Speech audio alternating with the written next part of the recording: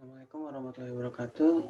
Saya Muhammad Fikri Ramadan dari kelas Komputer Masyarakat jam 13.15. Nah, saya akan mempresentasikan jawaban UAS saya.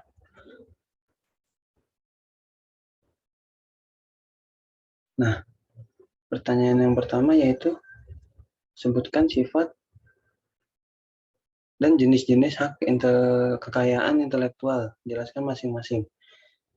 Sini sifat hak kekayaan intelektual. Yang pertama itu mempunyai jangka waktu tertentu atau terbatas. Apabila telah habis masa perlindungannya, ciptaan atau penemuan tersebut akan menjadi milik umum.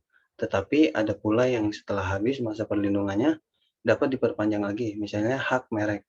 Kedua, yaitu ada bersifat eksklusif dan mutlak. Hak kekayaan intelektual yang bersifat eksklusif dan mutlak ini maksudnya hak tersebut dapat dipertahankan terhadap siapapun. Pemilik hak dapat menuntut terhadap pelanggaran yang dilakukan oleh siapapun, pemilik atau pemegang hak.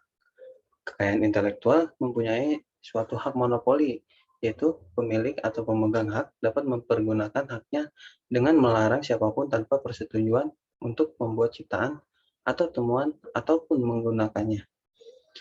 Nah, yang kedua yaitu jenis hak kekayaan intelektual.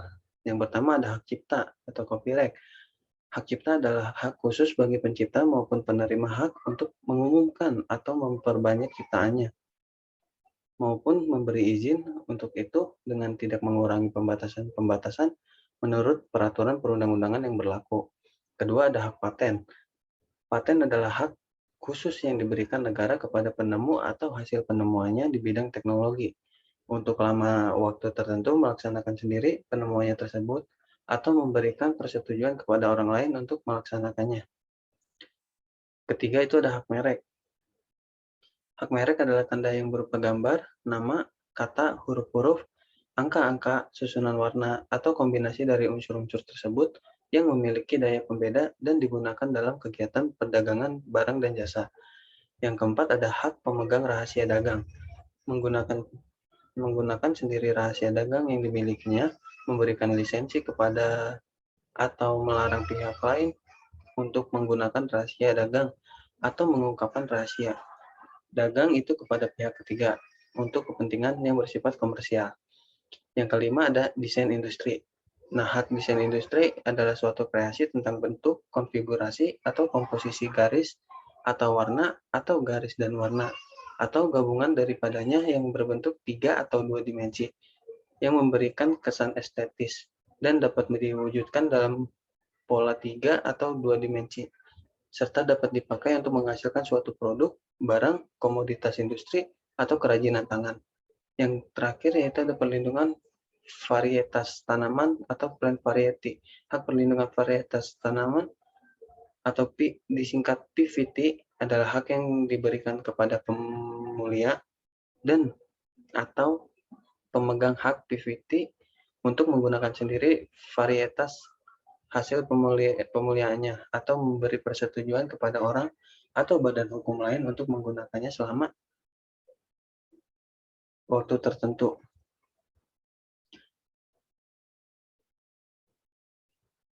Nah, soal kedua yaitu sebutkan dan jelaskan hak kekayaan industri. Hak kekayaan industri adalah hak yang mengatur segala sesuatu milik perindustrian, terutama yang mengatur perlindungan hukum. Hak kekayaan industri sangat penting untuk didaftarkan oleh perusahaan-perusahaan karena hal ini sangat berguna untuk melindungi kegiatan industri perusahaan dari hal-hal yang sifatnya menghancurkan seperti plagiarisme. Yang kedua yaitu sebutkan dan jelaskan hak kekayaan teknologi informasi. Pertama ada hak cipta perangkat lunak. Hak cipta perangkat lunak hak eksklusif bagi pencipta atau pemegang hak cipta untuk mengumumkan atau memperbanyak ciptaannya yang timbul secara otomatis setelah suatu ciptaan dilahirkan tanpa mengurangi pembatasan menurut peraturan perundang-undangan yang berlaku.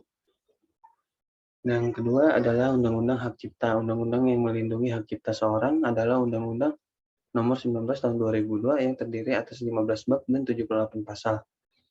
Nah, soal ketiga yaitu jelaskan dan berikan contoh etika profesi di bidang IT. Etika profesi di bidang IT atau informasi dan teknologi, informasi dan komunikasi bisa menjadi pilar-pilar pembangunan nasional yang bisa mengadaptasi di setiap permasalahan bangsa. Sebagai contoh, menyerap tenaga kerja baru, mencerdaskan kehidupan bangsa, dan sebagai alat pemersatu bangsa.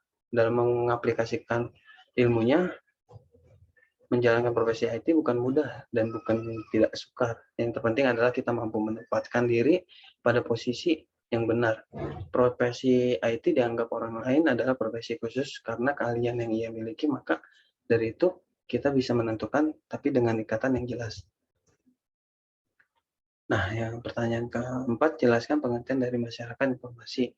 Masyarakat informasi adalah masyarakat yang melakukan kegiatan distribusi, penggunaan, dan manipulasi informasi dalam aktivitas ekonomi, politik, dan budaya yang signifikan. Nah, pertanyaan kelima yaitu bagaimana perkembangan kejahatan komputer saat ini? Berikan contoh kasus menggunakan UU ITE. Kasus yang menggunakan UU ITE.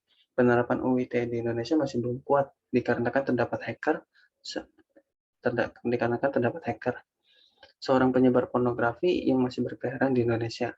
Meskipun Undang-Undang ITE masih bisa mengikat masyarakat Indonesia agar tidak melakukan tindakan buruk dalam IT, hukum harus diperkenalkan lebih luas ke masyarakat agar tidak terjadi tindakan buruk. Nah, contohnya yaitu kasus Prita Mulyasari diawali dengan tersebarnya surat elektronik Prita yang berisi tentang keluhan pelayanan dari Rumah Sakit Omni Internasional. Kasus yang mencuat pada tahun 2009 ini merupakan salah satu kasus pertama yang menonjol yang berkaitan dengan UU ITE. Prita diganjar pasal 27 ayat 3 UU ITE tentang distribusi informasi atau dokumen elektronik yang memuat kebencian atau pencemaran nama baik, dan sempat diganjar selama 3 pekan di penjara khusus perempuan di Tangerang. Nah, pertanyaan yang terakhir yaitu jelaskan secara singkat kegiatan pengabdian masyarakat yang telah saya lakukan. Kegiatan kepada pengabdian masyarakat yang kelompok saya lakukan yaitu pertama, peserta workshop memasuki Zoom, dan selanjutnya ada beberapa sambutan dari Ketua Pelaksana, dan selanjutnya pemaparan materi tentang pemanfaatan teknologi IoT yang berbasis AI dalam inovasi Smart Irrigation System di sektor pertanian. Dan terakhir yaitu sesi pertanyaan dan penutup. Terima kasih, sekian penjelasan dari UAS saya. Kurang lebihnya mohon maaf. Wassalamualaikum warahmatullahi wabarakatuh.